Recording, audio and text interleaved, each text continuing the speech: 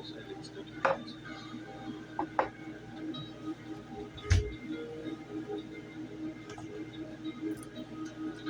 And friends of the news hour.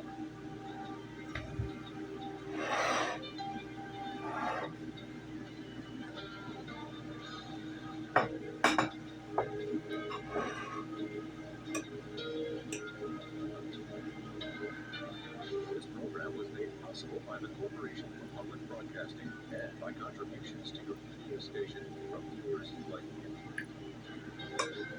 Thank you. Good evening, I'm John Yak. Across Russia today, TV entertainment shows and commercials were suspended, cultural events were canceled, and flags were lowered to half-staff. It's all to mark a national day of mourning for the 137 victims of the concert hall massacre in suburban Moscow. Russian President Vladimir Putin lit candles. A makeshift memorial near the burned-down concert hall has become a huge mound of flowers. Some of the 11 detained suspects were taken to the headquarters of Russia's Criminal Investigation Agency for questioning. Several of them have been charged with acts of terrorism. All the while, family and friends are desperate for word about loved ones still missing. At the hotline, they don't give any information. Even now, I was driving to the hospital, but I couldn't go home. I couldn't be alone anymore. It's very difficult, so I drove to my friends. Now at least I'll be with someone. The Moscow Health Department says it's begun identifying the dead using DNA. They say that process will take at least 2 weeks. And as Putin blames Ukraine for the attack without offering any evidence, a barrage of Russian missiles hit targets Kyiv and farther west today. It was the third missile attack on Ukraine in the past 4 days. Russian cruise missiles breezing straight about a mile into Polish airspace, triggering the activation of NATO and Polish F-16 fighter jets. And Nigeria's military says 137 of the nearly 300 school children kidnapped more than 2 weeks ago have been released. Pictures show them tired, covered in dust, and still wearing the school uniforms they had on when they were abducted. 2 days ago, 17 children taken from another school were rescued. Recent abductions have been concentrated in northwestern and central Nigeria, carried out by groups seeking ransom money. Since 2014, at least 1,400 Nigerian school children have been kidnapped. Still to come on PBS News Weekend, the effect Israel Hamas war is having on education in Gaza.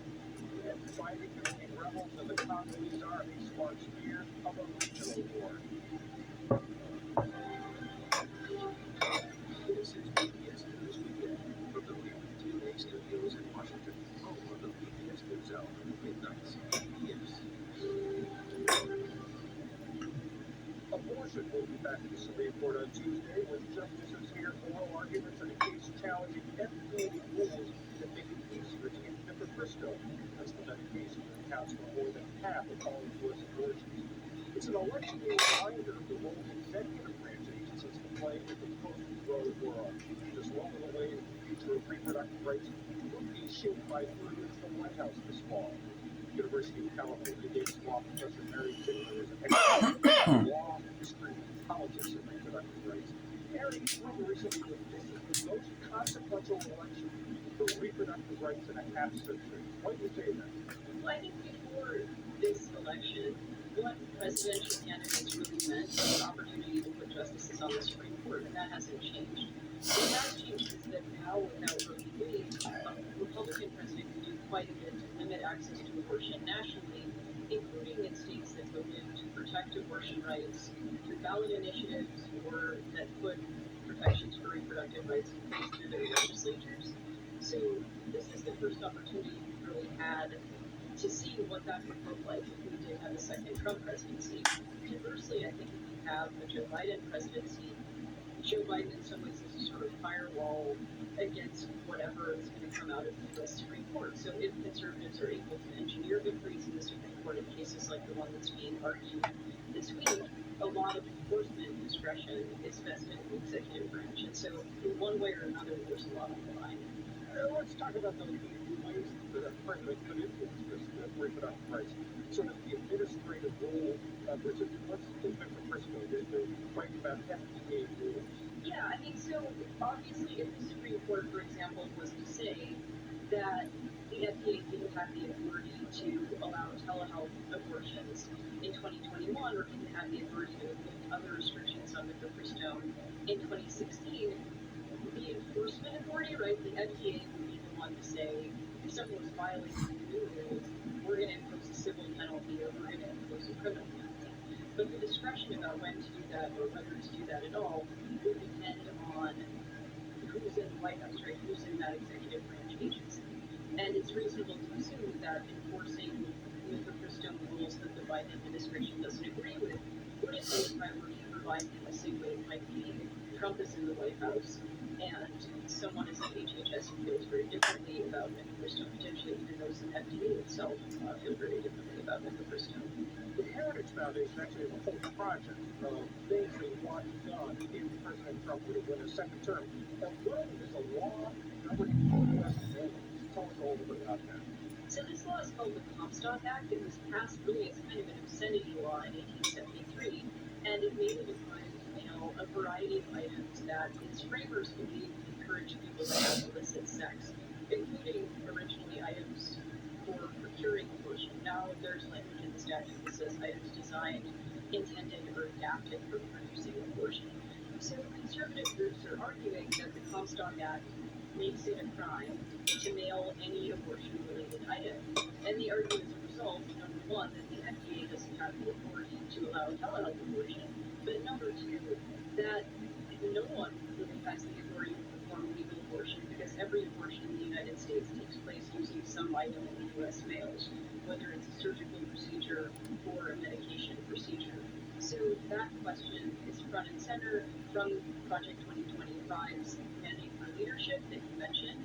And the argument is essentially that President Trump in his second term could start enforcing the statute against blue states on day one, against abortion doctors, against drug manufacturers, and potentially down the line even against patients, because the Comstock Act notably makes it a crime not just to mail items, but to receive items as well. That law is still on the books. Why is it not being enforced in that way? Well, for a long time, it really hasn't been meaningfully enforced based on the best evidence we have in cases of abortion or contraception really since the 1930s. It's been enforced in cases involving pornography in the interim years, but not in cases involving abortion and contraception. And it's hard to say exactly why that is. I think in part we have a lot of federal court precedents saying that it's wrong to enforce the Comstock Act in all cases involving abortion. Even in cases where a patient's health may be implicated or where use is lawful. There also, just for many years, was Roe v. Wade, right? So it would arguably probably been unconstitutional to enforce the Comstock Act in those ways. So now we have this kind of zombie law that most Americans don't even know is on the books, that the Supreme Court in theory could transform into an abortion ban that Americans would never vote to enact. Donald Trump has begun talking about a nationwide 15-week ban after 15 weeks of pregnancy on abortion. Can he do that by himself, or does he need Congress to do that? He would need Congress to do that. So a lot of the proposals you actually hear President Biden or former President Trump making on the campaign trail are proposals where they would actually need Congress's approval. So in the case of President Biden, codifying Roe v. Wade. In the case of former President Trump, potentially codifying some kind of 15-week restriction on abortion. In either of those cases, you would need Congress, which is why conservative groups are so much more interested in what the executive branch can do on its own. Well, are there things that an executive or president can do with executive power to either protect abortion rights or expand them?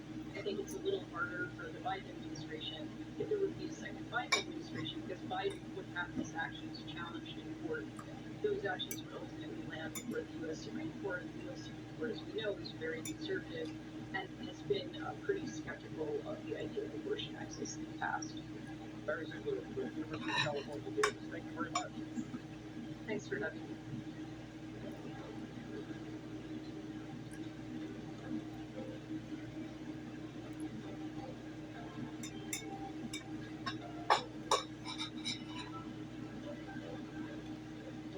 Organization says the future of an entire generation in Gaza is at risk. Children are dying of the effects of malnutrition and disease and from a lack of adequate water and sanitation. And there's another casualty from 5 months of war between Israel and Hamas, Gaza's school system. Well, that's about a hand. My dreams have been ruined. My ambitions have been broken, my dreams have been lost, they're nothing. Myself, I used to want to do well and get grades and make my family happy, go to university and study and do well. But my ambitions have been thwarted. Everything has been broken. By some estimates, at least half of all Gaza structures have been damaged or destroyed, and many of them are schools. William Brent has more. The education system in Gaza was facing serious challenges before World War II began. But today, more than 800 lower schools and 17 higher education institutions lay in ruins, having been either partially bombed or entirely destroyed. Making matters worse, Gaza's population is disproportionately young. And of school age, around 65% are 24 years old or younger. David Skinner works for Save the Children, where he's the senior education cluster coordinator in the occupied Palestinian territory. He joins us from the West Bank. David Skinner, thank you so much for joining us today. On some level, I think many of our viewers will be surprised to learn that there is any education that is able to go on in Gaza given the ongoing war there. Can you just tell us a little bit about what kind of instruction and education children can get today? I don't think people should be thinking that it's a full-scale education. It's very hesitant, it's very trivial. But if you imagine that you're in a shelter in Ramallah, or obviously in Gaza, there is a very immediate desire for education to take place. So what we're seeing in the shelters is organic education activities taking place. So parents are coming together, teachers at the shelters, and education is happening. It's not people sitting in rows with a whiteboard in front of them and teachers teaching the times table or the alphabet. There's a place for structure and for some kind of escape, if you like, from the immediacy of the issues in front of you. I mean, just as you're describing it, I imagine that on some level it does provide some small trace of normalcy of what life used to be like before the bombs started to fall. Those people that are experts in mental health and telling us education is that one of the most important things for the mental health of children is to give them a rhythm, is to give them security, is to give them some kind of predictability. And school plays an enormous part in that. And I don't want to exaggerate this, William. I don't want you to feel that there's a sort of a fully fledged or anything like a fully fledged system in Gaza. I think it's more accurate to think of the shoots of education coming up within the shelters as communities are trying to care for their children.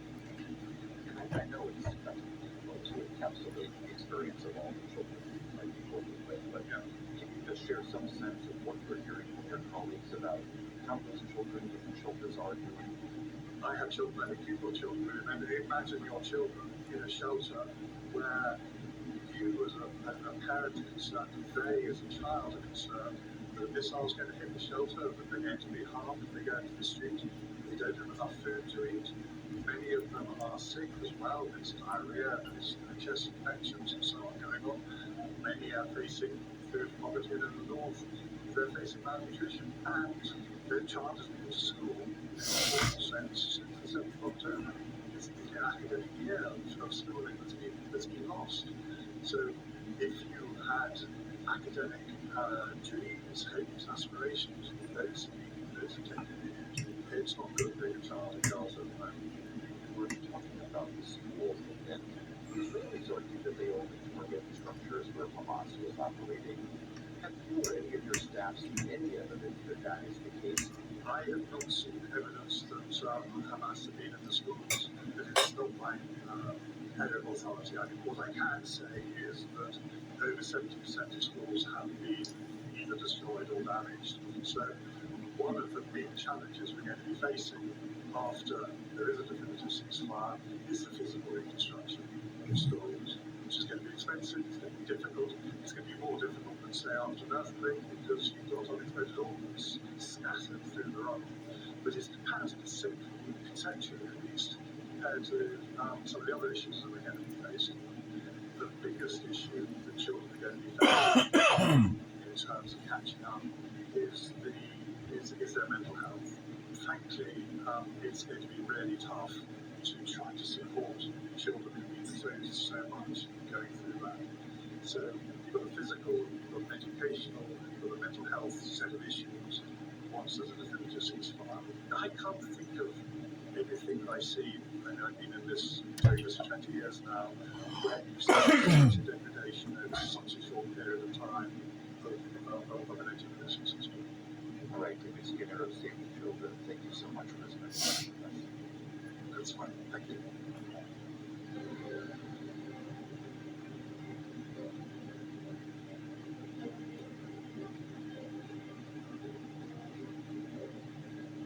This past week, the World Health Organization warned that violent conflict in the Eastern Democratic Republic of the Congo is making the humanitarian crisis there even worse. Fighting has intensified as armed rebels close in on Goma, the provincial capital of one of the DRC's most mineral-rich regions. Hospitals are overwhelmed with casualties, and hundreds of thousands of displaced civilians are crowding camps. Told us that he would have fled the attacks from South Korea. Bombs and gunshots were resounding over 6 children. Since we arrived here, we haven't received any assistance. We're hungry and do not know what to do. Now there are fears of a wider regional conflict. Jason Stearns is founder of the Congo Research Group at NYU's Center for International Cooperation and an assistant professor of international studies at Simon Fraser University in Vancouver. Jason, who are these rebels? What are their goals or what are their aims? And why are they making this push on Goma now? So the M23 is one of 100 different armed groups in the eastern DRC, although probably the most notorious and most important one. They're responsible for around 1.0 million displaced people out of the 7 million total displaced people. There's been various rounds of rebel moves backed by the Rwandan government, often drawing from one ethnic community in the eastern DRC, that have been launching attacks on the Congolese government going back to 1996. So they have a very long heritage. The round of escalation started in 2021. And the real reason it started was geopolitical conflict between the Rwandan government and other governments in the region, in particular the Ugandan government. But that played out, as so often happens, on Congolese soil. So it's really difficult to actually talk about the M23 rebellion without talking about the Rwandan government itself. Like other governments in the region, they're trying to protect, get a foothold in the eastern DRC, protect their interests, that include their security interests, but also economic interests in this very mineral-rich area of the Congo. Are there American interests at stake here? The United States has become increasingly involved in the Congo due to the transition towards energies. The Congo is about 7% of cobalt in the world that you need in electric car batteries. It's a large producer of copper in all of Africa. That's pretty much any piece of electronics that you have. And it's also a very large producer of a variety of other minerals, tungsten, tin, and gold in particular.